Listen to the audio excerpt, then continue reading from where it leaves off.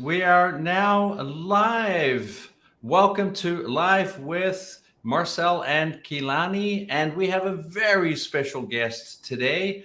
Kilani, would you like to do the introductions? Absolutely. And thank you everyone for being back here. We're really excited to be back with another episode and another amazing guest. As always, let us know in the comments where you're tuning in from and let us know if you're watching this live or if you're joining us for the replay. So Furqan is a serial techpreneur with 13 plus years of experience. He is the CEO and founder of Infozone, which is a reputable software and web app development company that has a global presence and 500 plus headcount. He has two other vertical Invo games, which specialize in game development, and Invo blocks for blockchain development. He has launched innovative products such as Invo Chat, InvoCom, Invo Desk, Invo ERP, and how do I pronounce that? Quick XI. I'm going to It's ask for Quick Z. Yeah, it's Quick Z. Awesome, which have been well received by clients worldwide. So welcome to the show, Furqan. We're excited to have you. Thank you so very much for having me today and having an amazing warm welcome with detailed introduction, Kilani. Of course. And for our viewers, we know we've spread this all over the place, but our topic today is going to be about turning opportunity into reality. And Furqan has a really amazing story of how he's done that in his life. So we're excited to bring that to light and to life in this episode. So as always, if you have any questions or comments as we're going through our conversation, definitely leave them in the chat and we will bring them up on the screen and have a live conversation around them. But just to get us started, we have a couple of questions for Furqan. First things first, could you tell us a little bit about your story, about how you got started in all of this? All right. Whenever I have to start up about my story, I start from little back in my past. I was born and raised in a very small village in Pakistan. Like Pakistan itself is a kind of I can say under development or poorly developed country, if I can call it, because there are a lot of room to develop there in Pakistan specifically. So that side of the world, and not only Pakistan, but the least developed area of a small village. That's where I was born, and I was born in a family where financial capacity was not that big. We are like kind of seven siblings, and my father's job was not able to fulfill all those educational matters and all that all there are seven people and seven kids going to school or college, and their fees, their books, their uniforms, and other expenses. So this was very hard for my father to kind of manage all those expenses. So I by some means I was able to get some education to reach the university. So when I was going to touch the university for the Bachelor of Science in Computer Science, I was not having enough funds for my degree to sponsor.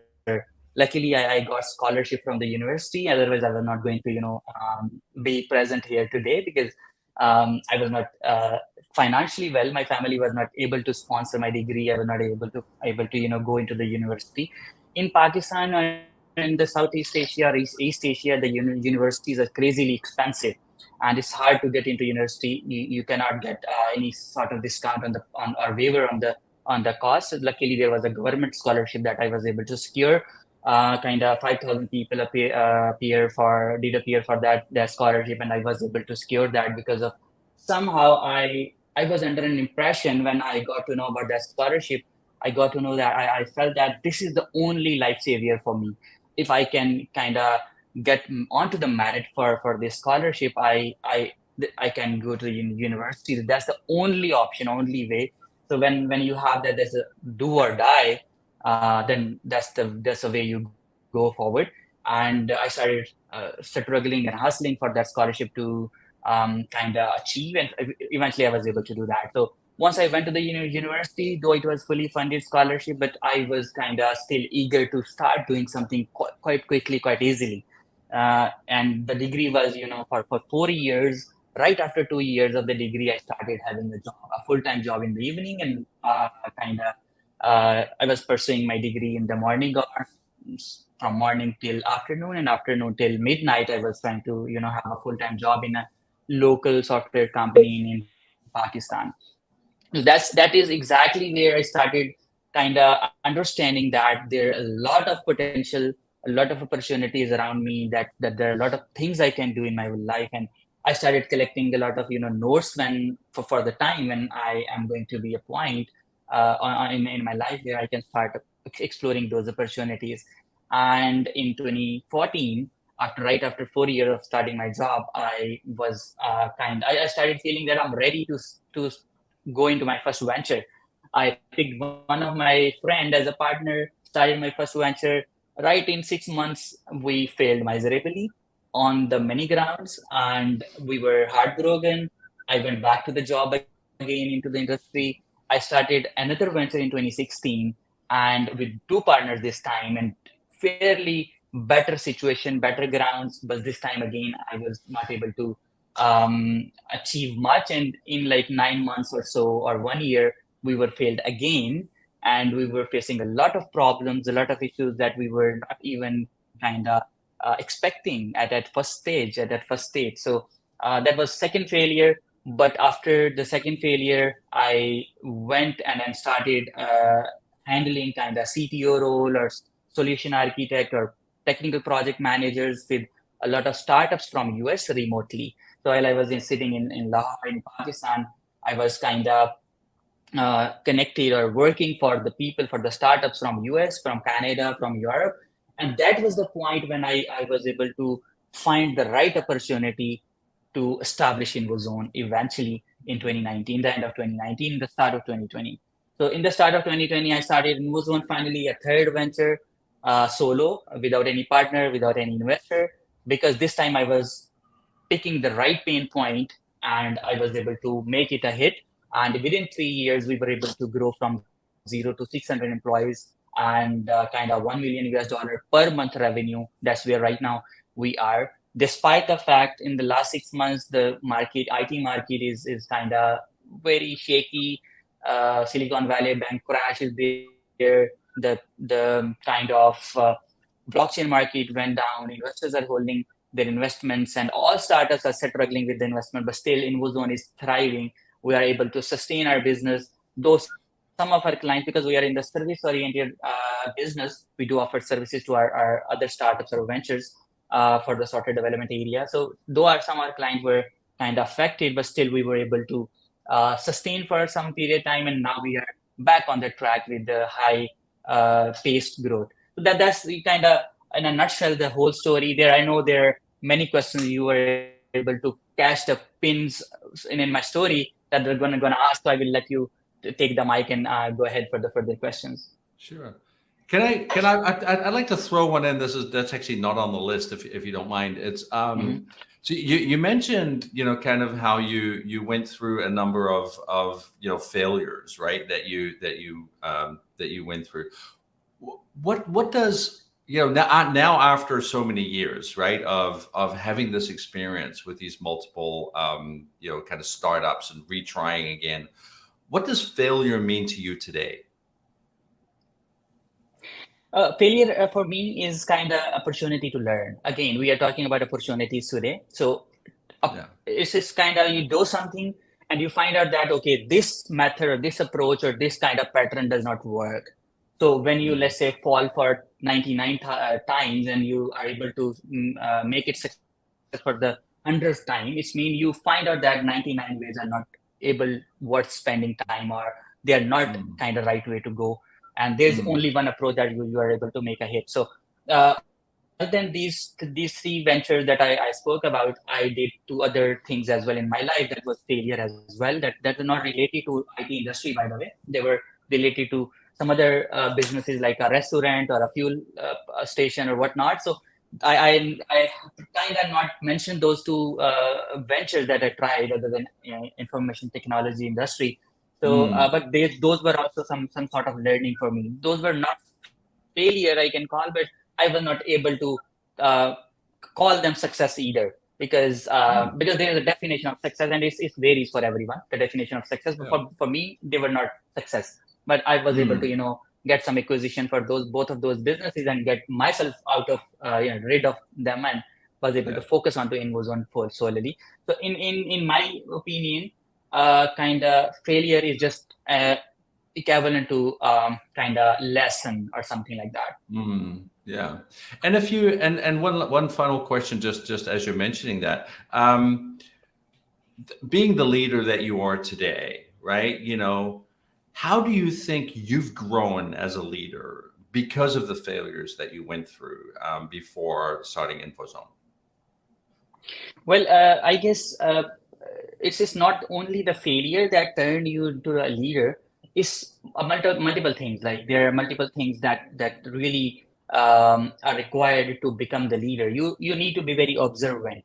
Observation is something that makes you learn from others' mistakes as well. This is not something you have to make the mistake to learn something. So you have to be observant.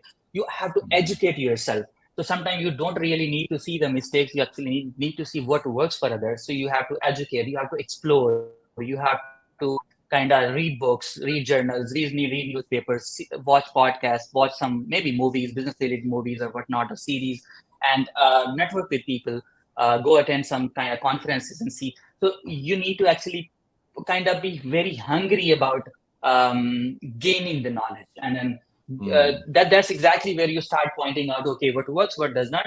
For X, it works because, okay, so sometimes we see that this pattern works for Kilani, but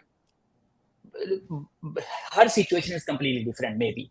And if I apply the same scenario, same pattern, I may not be able to do the exact same execution because my situation is completely different. Some product is very much successful in, let's say, San Francisco, and that's not successful in Singapore because market is completely different. So market fit is also there. There are many things that you need to understand and learn to become a leader into the specific domain and specific industry. Again, you don't have to peep around into multiple things that I did, like restaurant or fueling station and then IT company. So I guess this is a diversion of focus. Sometimes people can make success out of it, but most of the time you cannot, because diversion of focus is a bad idea. Oh, awesome. Wonderful. Yeah, thank you so much for sharing your story. And I really love that you highlight your failures as part of your journey to success. I've had conversations with a number of entrepreneurs recently, and almost everyone I've spoken to has said that they've completely failed at some business venture before they created a successful one. So I think it's such an important part of an entrepreneur's process. And I think it's great that you kind of highlighted that on your way to success.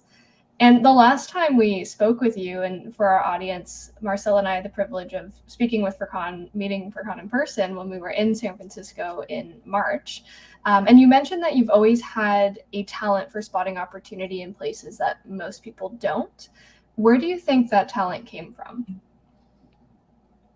All right, so when I was kind of young, I was 13 years old, and I was kind of detracking from my studies, and my mother, during the summer vacations, my mother said that she realized that I'm kind of getting detract from the studies, and I'm losing the interest, and I would not be able to get good grades or so and so forth, and reach into go into the right direction in my life. So what she did, she just pushed me out from home during the summer vacation, and she said that go ahead and go find some job and do something, and bring some money to in the end of the day. Otherwise, you won't get the food or something like that in the dinner.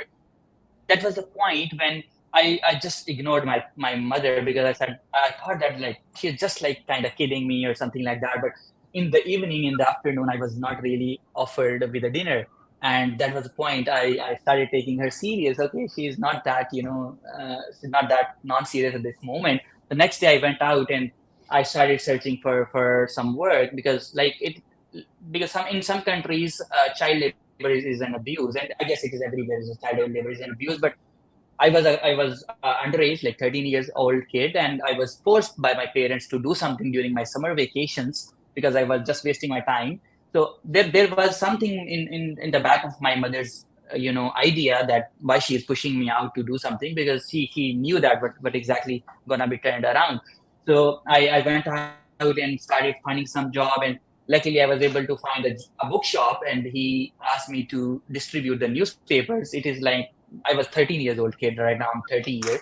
So it's 17 years back. So one newspaper bookshop asked me to distribute the new newspaper in the early morning everywhere. And I had to pick that job because I have no choice. I have no option.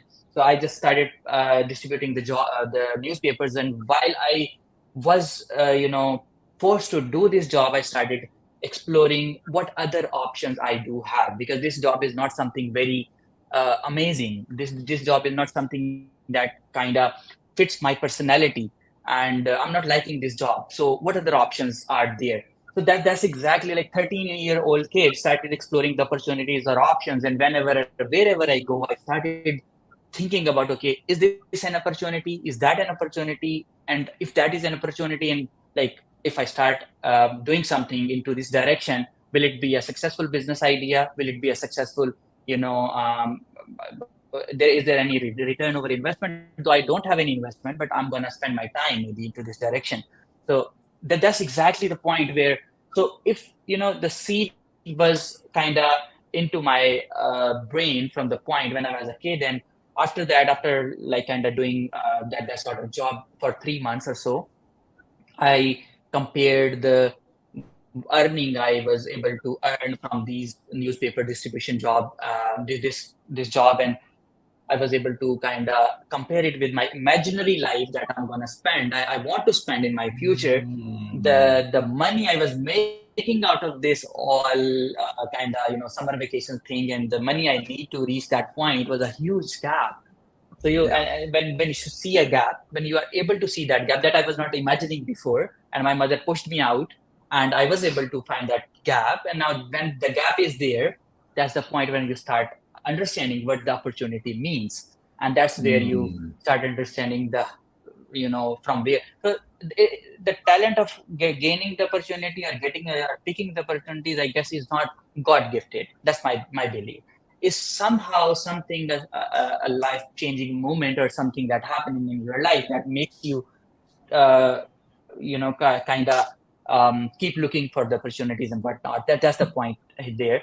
And other than that, when I was kind of trying to find a job, I realized that many people like me, many kids like me, or many youngsters like me, or young people in my country, in my region, they want to do something in their life, but they really don't have options. They don't have a lot of options, a lot of jobs, a lot of stuff for themselves. That later turned into my own venture as well. So I started, a company to give the opportunities, to give the jobs, to give the, kind of bread and butter for those people who really want to do something, but they are not able to find the job. That's why, like I was aiming to give 500, 600 people a job at least minimum initially, but that was my whole life goal. But that I'm able to fulfill within the 3 years, and now I'm planning to touch the 5,000 point later in like next 3, 4, 5 years probably.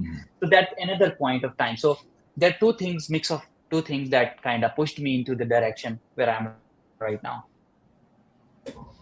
And if I can summarize that, I think what I'm hearing here is that, and where you're clearly different, I think, from a lot of other people is, other people get an opportunity like a job or something like that, and they go, okay, great, now I have a job.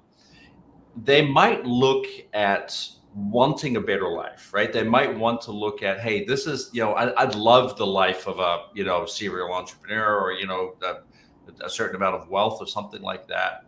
But there's, in you, there's a difference. You're offered an opportunity, you take that opportunity, and then you ask yourself, is this opportunity going to get me to where I want to be?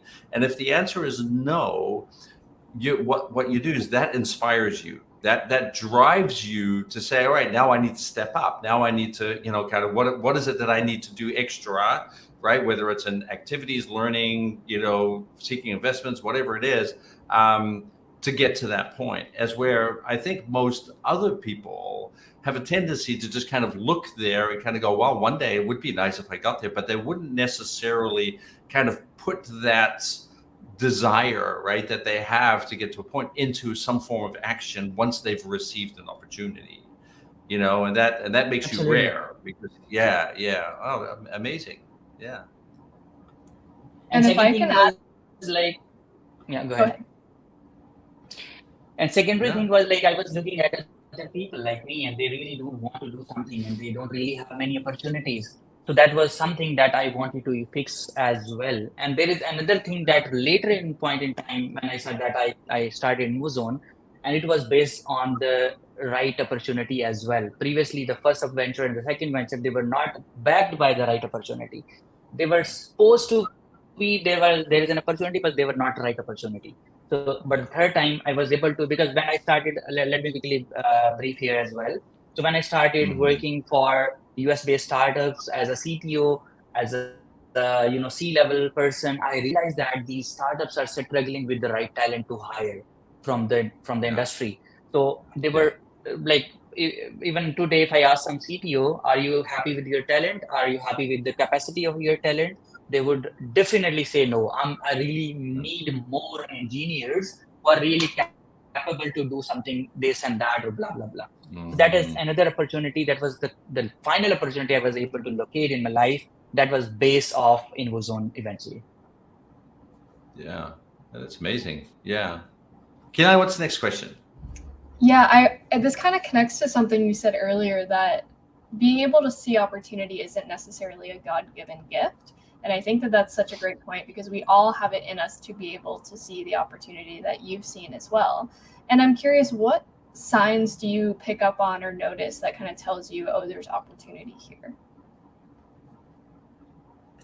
All right. So the point is like I agree with you there that this is something everyone has the capacity, everyone has the ability to kind of look or observe things, but like transforming the observation into an opportunity or kind of identifying if it is an opportunity or not is something that everyone need to polish. So it is something Mhm. that comes with either you need to learn something, educate about something, or if you have a hunger to do something, only then you start seeing the opportunities. So Mm. even for example, would like to relate it with an example. If you are not hungry, maybe delicious food would not attract you that much.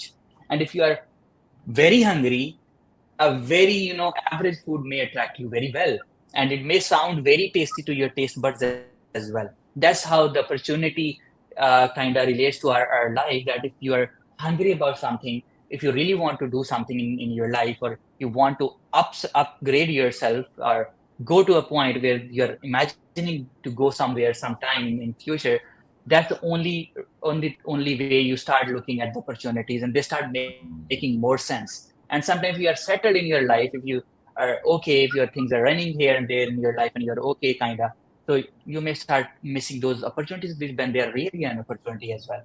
Mm. That's my belief. Yeah, and that's and thank you for sharing that, because I think you're highlighting a very important point, right? Is that in order for us to be able to see opportunity, we need to be able to see, and somehow along the line, starting at as a 13-year-old kid, you've developed this ability to observe the world in a certain way, right? Where you Absolutely. see gaps, right? Where other people don't see those gaps, and and that's extremely unique. And most other people don't observe their world as a kind of a as an ocean of opportunities, right? Yeah. They often just observe the world, and there's a world they exist in, and they just go to work and they do. The amount of times that Kilani and I as coaches have conversations with people who say, I don't have any opportunities, right? And here you are, 13-year-old kid in Pakistan delivering newspapers, who sees opportunity everywhere. And I think Yep. I think the key marker for feeding that is hunger, right? Because how hungry are you? And I think if we can all be, we can be really well fed and still be hungry, right? There's still, because Yep. being hungry is a metaphor for wanting something bigger in our lives. And I think there are a lot of people who want to be hungry, but may not necessarily know what it means to be hungry, right? And so and through that lack of hunger, might not be seeing the same opportunities that you're seeing, but you're approaching this because you know what it's like to be hungry, and Yep. you're still approaching life, even though that today you're very well fed, you're still approaching your life with that degree of hunger, right? Which is still allowing you to observe your world as this ocean of opportunity. That's powerful. Yeah, thank you for sharing it. That was very cool. Yeah. And if I can say too, I noticed when Marcel said, when we talk to people and they say, oh, there's no opportunity for me here, I noticed there was an eyebrow raise from you over there, Furqan. What kind of went off for you when he said that? Well, I was able to relate with many people I used to meet, and they complaining kind of same, because I was kind of relate that with my experiences happening here and there. And when I'm clearly seeing something, some opportunity and some place to opportunity is not something doing new. It's sometimes opportunity to improve, opportunity to optimize the existing business model or existing system or existing, maybe I don't know, whatever you are doing. So optimization is another opportunity that you can, cutting down the cost, increasing the revenue, or increasing the profits, or making the things easier for you, automating the businesses, sparing more time from there are many things that can be called as an opportunity. So whenever I meet people, they not necessarily need to start a new business. They sometimes need to, optimize their existing business. They really feel like, oh, I cannot, I guess I don't find a way to offload a workload from my head because I am too expensive into this thing or this responsibility and whatnot. But they're not really seeing the opportunities to optimize their business at all. So, or optimize something. So opportunity is something that maybe you need to know the meaning of opportunity itself. Need to, as Marcel said, you need to know the meaning of hunger or greed or whatnot. So otherwise, you definitely not going to relate it. Unknowns would stay unknowns for you all for forever. Yeah, and it's almost like you're saying, and I agree with that. Right? Is that everything is an opportunity, and it's just permitting whether or not we see it that way. Pain is an opportunity. When you're when you're in that pain of being too busy, right? And how many of us live life saying to ourselves, I don't have time? That's an opportunity, right? That's an opportunity. That's the universe telling you, here's an opportunity for you to learn how to do things differently, permitting you take the opportunity. Yeah. And so it's almost like a mindset, isn't it? It's like and in ontology we call it a mood, right? It's just a way that you wake up every single day, and you could say, can I see every interaction, every thought, every emotion that I have as an opportunity to learn and grow and to change, right? And because I also think that change is one of the greatest outcomes that we can see from following an opportunity, and unfortunately, of course, too many businesses and too many people are afraid of change, and I think that's that fear of what might happen if I chase this opportunity, tends to be a very restricting one. So yeah, absolutely. It is really just kind of how do you wake up in the morning, and are you willing to see your pain as an opportunity for change? Yeah, wonderful. Yep. Yeah, thanks. Yeah. I think another great strength you have too is that you're able to both see opportunity and actually fulfill it. Hence the name of this live stream, which is something that very few people are actually able to accomplish. How are you able to do both? So it's very rare thing to connect the opportunity with the fulfillment, or kind of achieving what exactly you are dreaming for. Not everyone can, because there are kind of three categories of people according to my opinion. One is who see the opportunity, or who know their pain point, but they keep complaining about it. They don't really want to take some action or some step or something like that. That's one category. Most of people fit into that category, I believe, because whenever I see someone and meet someone, they're just complaining about their shortage of time, their busy schedule. They could not reply my WhatsApp about not because they were very busy somewhere, blah blah blah. But they're complaining about their busy schedule. They're complaining about their pain points, but they are not ready to take something out of their the opportunity they're seeing. They don't want to work onto that area. And the component is they're not even aware of their pain points. Like they're just like kind of running into a robotic life. They're going to the job in the morning, spending all day over whatever they're doing, and coming back in the evening. They're not even aware of the pain points. And there's the third category which we are trying to talk about. They see the pain point, they understand how to resolve it, and they kind of take the action to reach there, or kind of resolve that point or optimize, or whatever is the opportunity, to turn the opportunity into the reality. That's something not everyone has the capacity of, because to start with something you have to start, to reach there to have to start. So the first two categories that I mentioned about, they don't really take the first step. They don't really, even if sometimes they take the step, they really fall or they fail. They just stop it, and then they go back to their comfort zone once again. So many people talk about the comfort zone, many people talk about the failures and taking the step. And if you are not able to achieve from your first step, try again and try again and again. Eventually you would be able to reach there, something like that. So even in my case, it happened the same. It's not very different story from others, but it resonated to few people who were failing, trying, and eventually they were able to reach there. That's something, the courage. That's something, the belief that, do you think that okay, no problem. I did it first time. I did a lot of mistakes. Second time, I did mistakes, but the kind of frequency or the strength of the mistakes were relatively smaller than the previous experience. And the third time I would again do the mistakes, but this time would be making much smaller mistakes as compared to the second time or the first time. So I kind of, whenever you do something, for example, if you start riding bicycle, the very first time you might fall. So it would hurt you probably. And the second time you maybe would do a better job, but still with the shaky hands and whatnot. And the third time you would be much better, and slowly, one day you might be doing one wheeling or something like that with the same bicycle, because eventually it made you aware that what works, what does not work, and eventually you are able to ride the same bicycle in a very perfect way. So for me, how did it work is exactly like failing and trying, trial and error, trial and retry, and something like that. That pattern worked for me very well.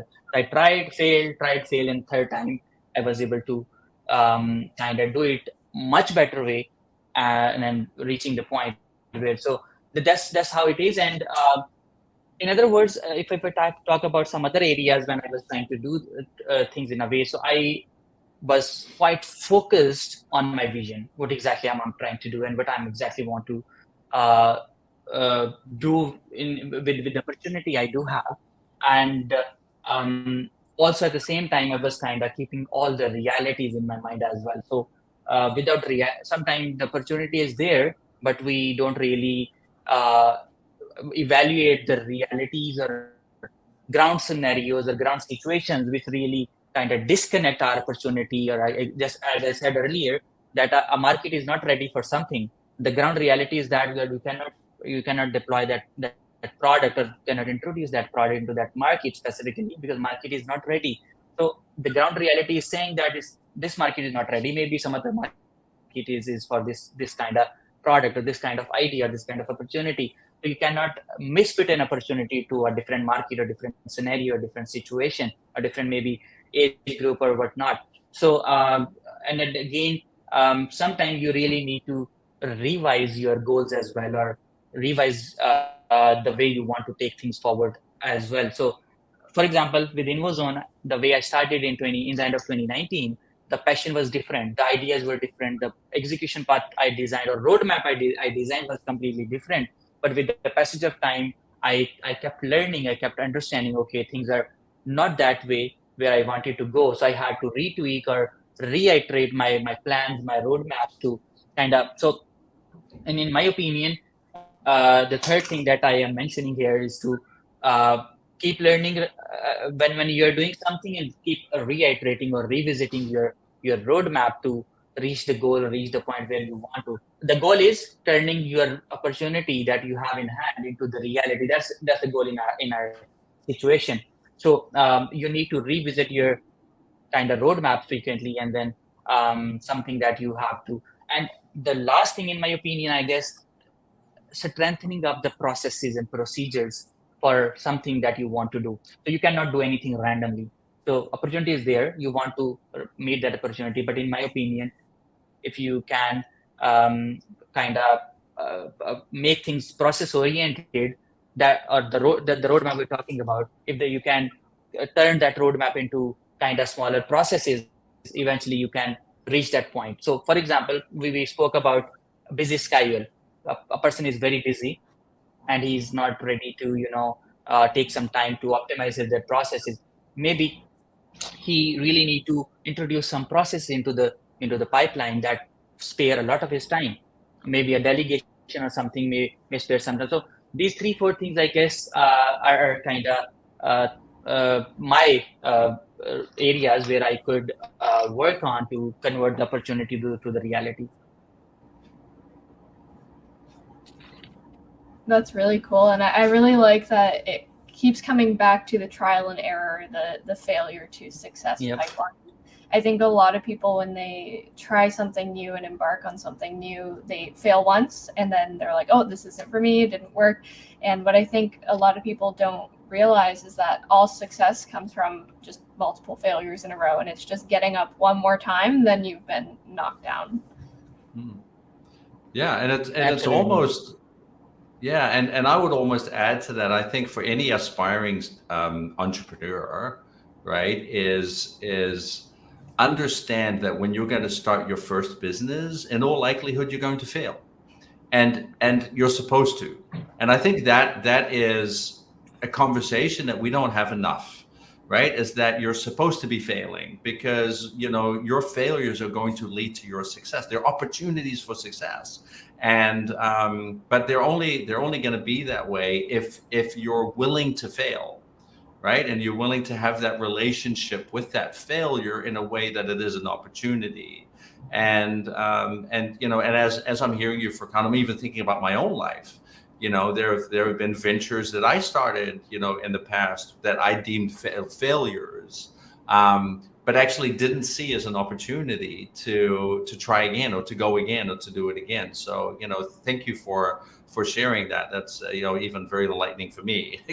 As I'm kind of getting on with age, I'm learning every day too. So thank you for sharing that. Yeah, it's a great reminder for all of us, for sure. And as I see we're heading towards the end of our call here, I just want to give Furqan the opportunity to share a little bit more about your company and what you do, and maybe where people can connect with you and your company as well. Yeah, sure. You already mentioned Infozone, Infoblocks, and InfoGames. These are 3 verticals under Infozone itself.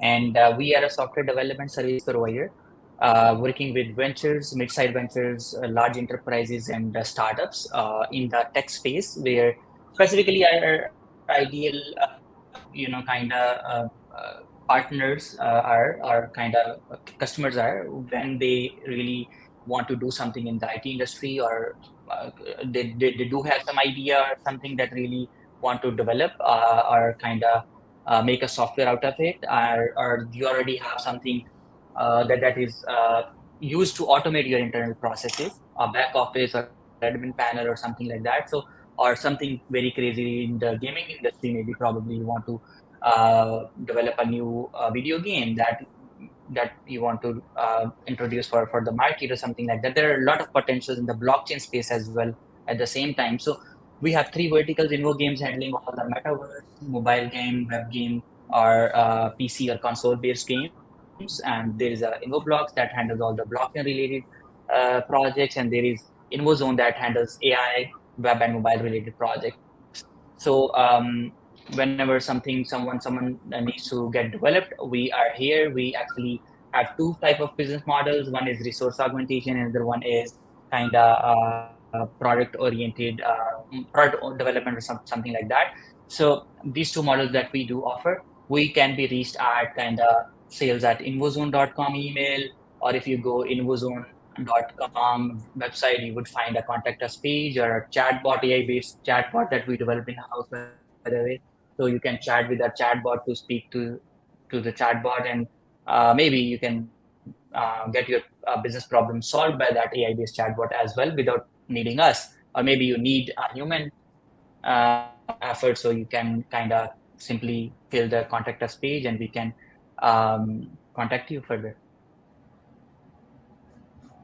Perfect. Thank you so much. And for our viewers, I just put Infozone's website in the comments. So if you want to find out more, head over to the website. And as Furqan mentioned, go to the contact us page or talk to a bot, and they'll be able to help you out.